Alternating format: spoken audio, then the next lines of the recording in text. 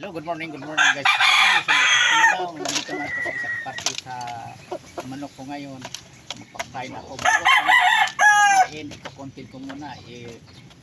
Magbigay muna po o content ko sa advice sa inyo. Pagpalaga ko ng manok na sarili kong pagpalahi, sarili kong obserbasyon, sarili kong pinagdaanan, experience ko tungkol sa pagbibig ng manok. Sa pagpalagang matiling malusog ang mga kawan sa ating mga sisiw hanggang sa pwede na natin. Bago ko ipagpatuloy kasabong, salamat muna ako sa inyong lahat, sa aking mga subscribers, sa aking mga followers, sa aking mga viewers. Thank you sa inyo sa pag-support sa aking channel, sa aking YouTube video, sa aking TV. Ito naman siya ang kapatid ng kinukontent ko nga white butcher. Nandyan nga yun, ayan siya. Apat na kapatid ito. Ito siya black, ito high action black process ng white butcher. Yun ang nagmana sa white butcher. Dalawang black ito, dalawang puti. Ito na siya na kinukontent ko dating mga di-old na sisiyo. Ang bilis masiglakihan kasi yung sinasabi ko naman sa unang mga videos ko, hindi ko tinitipid. Mag-alaga man lang ako ng ko pa. Pag tinitipid ko, di tipidin ang masiglakihan, hindi ko makita kaagad ang mga kagandaan sa mga katawan. Dito ang bilis masiglakihan. Ito na siya. Alimbuyugin ito kasi tinawag ko high action black process ng white butcher. Yan ang kapatid. Mga matapang ito ng alinyada, naglaban na to mula sisiyo pa, hindi na to tumagal. Kaya nga dito ko na nilalagay dito sa kabila na to sila. Palit-palit, makalagay siya sa mga blind pins, makalipad-lipad naman yan sa mga lagayan ko. Unang-una, ma-advise ko sa inyo, tulad ko, ang kinukuhaan ko sa mga linyada sa mga manok ko, yung totoong kaibigan ko talaga, magsasabong. Original magsasabong ang may-ari nito kasi mas matanda sa akin yun, ang may-ari nito. At saka itong mga linyada na ito nga, ang action lock niya, mga itim, isipin mo sa katagal ng panahon ginagamit niya, 20 years na niyang ginagamit sa mga labanan sa manok. Pag mag-entry siya ng derby, mga black ang ginagamit niya. Kaya siya mismo ang nagsabi sa akin na kukuha ako kasi mga magandang linyada. Swerte siya sa itim at saka winning line nagpanalo. Kaya ito na siya. Okay na ang pangatawan nito, mga maliit lang tingnan pero saktos talaga sa labanan kasi bulto ang mga katawan, dikit ang sikit-sikitan, saka mahusay maglaro, bumatong palo. Ito na siya ang gagamitin ko na pang crucis dito sa mga inahin ko, yung puti at saka black. Yan ang gagamitin ko para naman na ang aking mga talisay mahaluan ng ganitong mga black kasi winning line ito at saka yung puti, i-cross ko yan sa mga pula. Yan. Ang magiging anak nila, magiging anong kulay ng resulta, unang mga anak nila, unang anak ng lahat ito, gagamitin ko muna, hindi ko muna i-out, hindi muna ako maghintay. Yan yung gagawin ko, i-try ko muna kung magmamana ba sa linyada dito nila nga mananalo at saka sa inahin ko mananalo ng mga gris. Yan ang gagawin ko. Bago ko out magbenta na, nasubukan ko na. Pero tandaan nyo, kayo akong mga kaibigang magsasabong na kumipagmanok sa akin.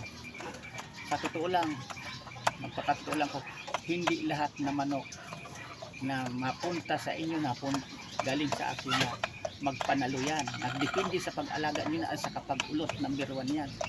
Kahit ano kagaling ang manok, kung hindi para sa inyo ngayong araw na yan, talagang matatalo tayo. Pero kung para sa inyo ang araw na yun, tapos sakto sa alaga ang manok nyo, tulad ng nanalo ko, kahit na unahan na, wasak-wasak na ang katawan, pero pagdating sa bandang huli, kariyuhan na nanalo pa ang manok ko.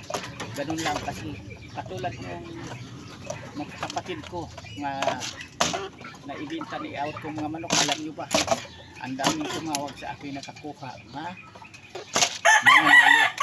Mayroon din tumatawag sa akin na natalo. Yan totoo. Pero kunti lang ang tumatawag sa akin natatalo ang linya sa manok ko nga di-out binibinta ko noong mga palahi ko. Karamihan ang kumukuha sa akin sa aking mga followers, iyan lang din ang bumibili sa mga manok. Yan din ang tinatawag sa akin ng mga kaya ng taga Bicol, iba-ibang probinsya. Tinatawag nila sa akin kung may panalo akong manok.